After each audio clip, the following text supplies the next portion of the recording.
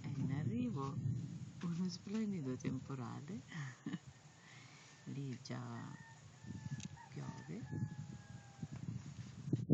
a Salina si sta preparando un gran bel temporale in mezzo al mare.